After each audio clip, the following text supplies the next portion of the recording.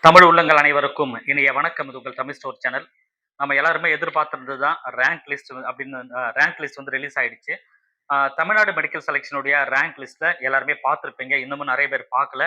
சில பேர்லாம் வந்து ஓப்பன் ஆகலை அப்படின்லாம் சொல்றீங்க. பட் நான் ஒரு 3 மணிக்கு மேலே தான் வந்து ஓப்பன் ஆச்சு ரேங்க் லிஸ்ட்டு. சர்வர் பிஸி கண்டிப்பாக வரும். ஸோ அதனால பொறுமையாக பாருங்க. ஒன்றும் அர்ஜென்ட் இல்லை. சரி, இப்ப ரேங்க் லிஸ்ட் வந்துச்சு. அடுத்து நாம என்ன செய்யணும்? அத நம்ம என்ன பார்க்கணும்? என்ன செக் பண்ணணும்? அப்படின்ற விஷயங்கள் ரொம்ப முக்கியமானது. நானு இந்த ரேங்க் லிஸ்ட்ட நான் இப்ப தான் பார்த்துட்டு இருக்கேன். ஸோ பார்த்து முடிச்சுட்டு கட் ஆஃப் டீட்டெயில்லாம் நோட் பண்ணிட்டு, எந்த மார்க்குக்கு டெஃபினட்டா உங்களுக்கு காலேஜ் கிடைக்குமா? கிடைக்காதான்ற விஷயங்கள டீட்டெயிலா உங்களுக்கு நான் சொல்லிடுவேன். ஸோ அதுக்கப்புறம் வந்து நீங்க கன்ஃபார்மா இருக்கலாம். அடுத்தது இல்ல வேற ஏதாவது அப்ளை பண்ணலாமான்றத கூட நீங்க தெரிஞ்சுக்க முடியும்.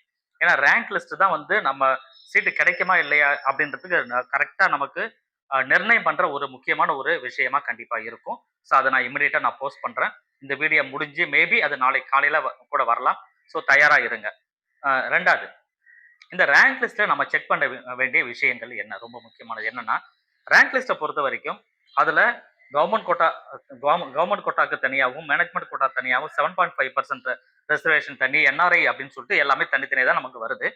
இதுல எந்த கோட்டால நீங்க அப்ளை பண்ணியிருக்கீங்கன்னு பாருங்க. அந்த கோட்டா உள்ள போயிட்டு நீங்க சர்ச் பண்ணிட்டு உங்க பேர நீங்க பார்க்கணும். ஆனா சர்ச் பண்ணும்போது ரொம்ப கவனிக்க வேண்டிய விஷயம் என்னன்னா, நீங்க சிஸ்டத்துல வீட்ல பார்க்குறீங்க அல்லது மொபைல்ல பார்க்குறீங்கன்னா, நீங்க வந்து சர்ச்ச கிளிக் பண்ண மொபைலா இருந்தா சர்ச் அந்த ஐகான் இருக்கும். அத கிளிக் அந்த பூத கண்ணாடி மாரி இருக்கும். அத கிளிக் பண்ணிட்டு, உங்க பேர டைப் பண்ணாதீங்க தயவு செஞ்சு. உங்க பேர டைப் பண்ணீங்கன்னா, உங்க பேர்லயே 2, 3 பேர் ஆளுங்க இருப்பாங்க. 2, 3 ஸ்டூடண்ட் இருப்பாங்க. அப்ப தப்பா காமிக்கிறதுக்கு உண்டான வாய்ப்புகள் வரும். அதனால நீங்க உங்களுடைய அப்ளிகேஷன் நம்பர் இருக்கும் இல்லையா? உங்க அப்ளிகேஷன் நம்பர போட்டு சர்ச் பண்ணுங்க.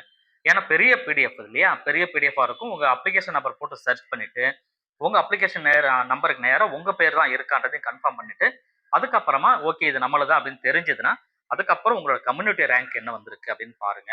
உங்களுடைய நீட் ஸ்கோர் அதுல குடுத்திருப்பாங்க. அது கரெக்ட்டா இருக்கான்னு சொல்லி பாருங்க. இந்த எல்லா டீட்டெயிலும் செக் பண்ணுங்க ஃபர்ஸ்ட்.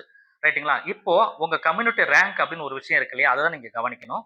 அந்த கம்யூனிட்டி ரேங்க் எதற்காக இருக்கு? உங்க கம்யூனிட்டில உங்க கோட்டால அப்ளை பண்ண மாணவர்கள்ல நீங்க எத்தனாவது இடத்துல இருக்கீங்க அப்படின்னு சொல்லி அர்த்தம். எந்த இடத்துல நீங்க இருக்கீங்க? அதாவது 1000வது இடத்துல நீங்க இருக்கீங்களா? 2000மா? 1,00,000மா? எத்தனாவது இடத்துல நீங்க இருக்கிறீங்க? ஆல் ஓவர் தமிழ்நாட்டுல உங்க உங்க கம்யூனிட்டில எந்த இடத்துல நீங்க இருக்கீங்க அப்படின்றது தான். பட் இது வந்து இத வச்சு நாம என்ன செய்ய முடியும் சார்ன்னா, அந்த ரேங்க் தான் டிஃபைன் பண்ணுது நமக்கு சீட்டு கிடைக்குதா இல்லையான்றது. கரெக்ட்டுங்களா? அப்போ உங்க ரேங்க்குக்கு உங்க கம்யூனிட்டில உங்க ரேங்க்குக்கு போன வருஷத்துடைய அலாட்மென்ட் லிஸ்ட் உங்க கையில இருந்ததுனா கூட, இந்த ரேங்க்க கொண்டு போயிட்டு அதுல செக் பண்ணுங்க. அதுல செக் பண்ணீங்கன்னா, அந்த உங்க ரேங்க்குக்கு இந்த ரேங்க் அப்டின்னா கரெக்ட்டா அதே ரேங்க் அங்க இருக்காது. மேபி ஒரு 10 ரேங்க் முன்னாடி இருக்கலாம், 10 ரேங்க் பின்னாடி இருக்கலாம். ஸோ அதுல போயிட்டு உங்க கம்யூனிட்டிக்கு நேரா வந்து சீட் அலாட் ஆயிருக்கா இல்லையான்னு பார்த்தீங்கன்னாவே, இப்போ உங்களுக்கு சீட் கிடைப்பதற்கான வாய்ப்புகள் இருக்கா இல்லையான்னு உங்களுக்கு தெரியும். இது ஒரு வழி. இதெல்லாம் எனக்கு சிரமமா இருக்கும் சார். அதெல்லாம் வேற ஏதாவது வழி இருந்தா சொல்லுங்க அப்டின்னா, கொஞ்சம் வெயிட் பண்ணுங்க.